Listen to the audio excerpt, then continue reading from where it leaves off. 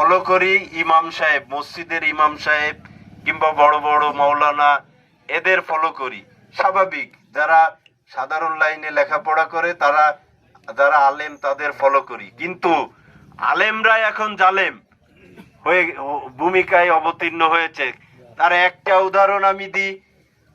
আমাদের এই অঞ্চলের যারা ইমাম সাহেব আছে তারা দীর্ঘদিন মেম্বারের চেয়ারে বসে বলিছে যে পূজায় যারা যাবে তারা, তাদের ঈমান আমান থাকবে না, পূজায় যারা যাবে তাদের ঈমান আমান থাকবে না। আমরা সেই আলেম উলামা, আমরা বিএনপি করি, আমরা কিন্তু তাদের বক্তব্য শুনে, তাদের বক্তব্যে অনুপ্রাণিত হয়ে আমরা বিভিন্ন পূজা অনুষ্ঠান, আমাদের বন্ধু বান্ধব আছে রাজনীতি, আমরা ওইটা যাইতাম না, এড়াই চলতাম।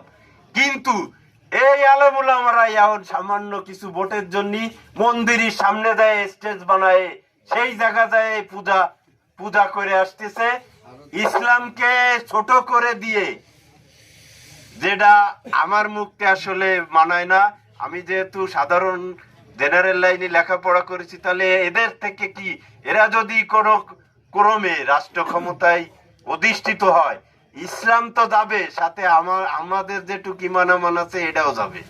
এই জন্য এইটা আপনাদের মাথায় নিয়ে এটা